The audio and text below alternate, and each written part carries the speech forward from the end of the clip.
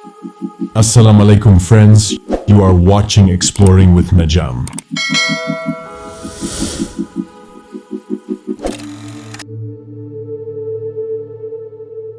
Universe. When we take the name universe, our thinking is limited to some extent, and undoubtedly, a certain limit comes to our mind, because a person's thinking works only as far as their knowledge extends. And sometimes, there comes a point where our intellect also stops working because there is a limit to our intellect as well.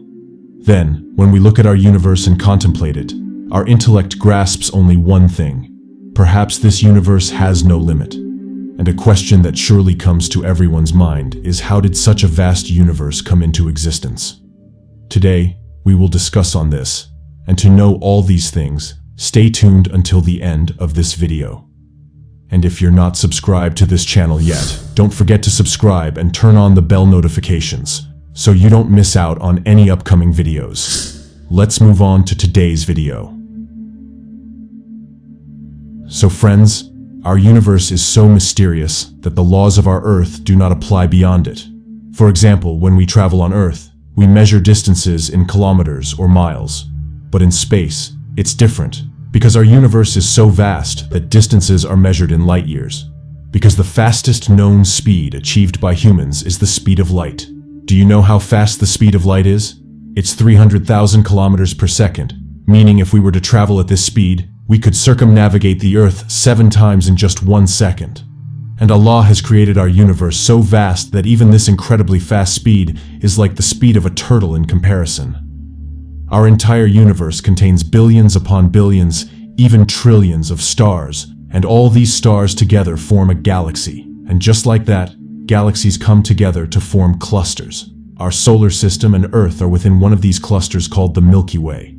In the cluster where our galaxy resides, there are approximately 54 galaxies similar to our Milky Way. And the cluster where our Milky Way resides is called the local cluster. But friends, the story doesn't end there. These clusters come together to form superclusters. And the cluster our galaxy belongs to is called the Virgo supercluster.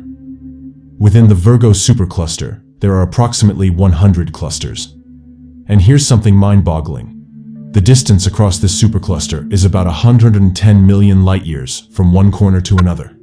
And to this day, the largest supercluster discovered by humans is called the Laniakea supercluster. It contains approximately 100,000 galaxies, and the distance from one end to the other is roughly 520 million light-years, which is truly astonishing. Even more astonishing is that our universe is so vast that beyond the Laniakea supercluster, it appears tiny when compared to the vast expanse of space stretching further.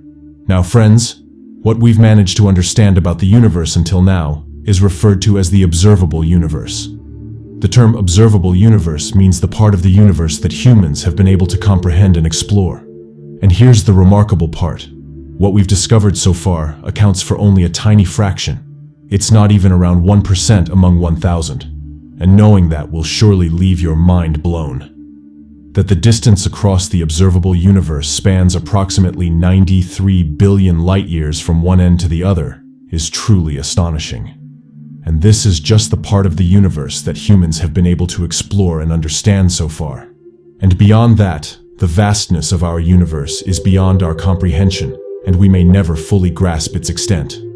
So, friends, the question arises, how did this vast universe come into existence? And how will it eventually end?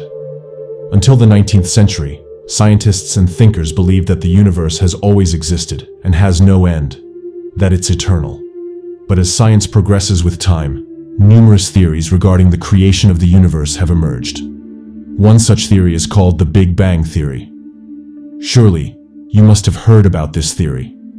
According to the Big Bang theory, the universe came into existence with an immense explosion approximately 15 billion years ago. It's remarkable that many of the conclusions reached by science today were mentioned in the Quran over 1400 years ago. The concept similar to the Big Bang theory is alluded to in the Quran Surah Al-Anbiya verse 30 in the following manner. And have those who disbelieved not seen that the heavens and the earth were adjoined together? Then we separated them and made from water every living thing. Will they not then believe? So, friends, The theory of the Big Bang also suggests just that. That's right, the theory proposes that before the Big Bang, everything in the universe was condensed into a single point. When this tremendous explosion occurred, it resulted in the formation of stars, planets, galaxies, and countless celestial bodies. The temperature of the universe soared to trillions of degrees Fahrenheit as a result of this event.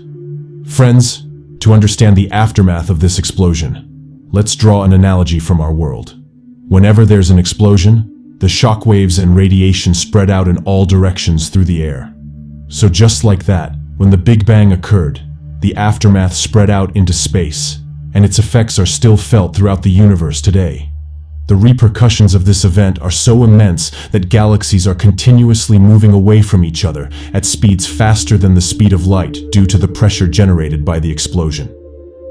As I mentioned earlier, when the particles from the explosion spread far and wide and eventually cooled down, the forces of dark energy and gravity began to interact, leading to the formation of galaxies, stars, and other celestial bodies as we know them today.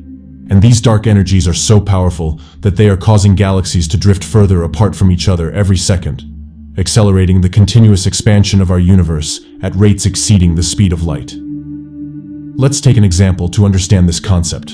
Imagine we have a balloon, and we put dots on it with a marker at some distance from each other. Then we inflate the balloon. As the balloon inflates, the distance between the dots increases, and then when the balloon expands to a certain point and bursts.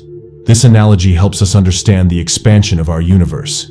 Indeed, from the perspective of being Muslim, belief in the afterlife is a fundamental part of our faith. And besides Allah subhanahu wa ta'ala, everything is destined to perish. Today, science has also reached the conclusion that our universe will indeed have an end at some point. So, regarding the end of the universe, Allah mentions in Surah Al-Anbiya, verse 104, "The day when we shall fold the haven as a recorder folds up a written scroll. As we began the first creation, we shall repeat it." That is, a promise, binding, upon us indeed, we shall do it. Indeed. This verse indicates that there will come a day when the entire universe will be rolled up like a scroll, and everything will return to its one point where they began. And do you know the shape of galaxies?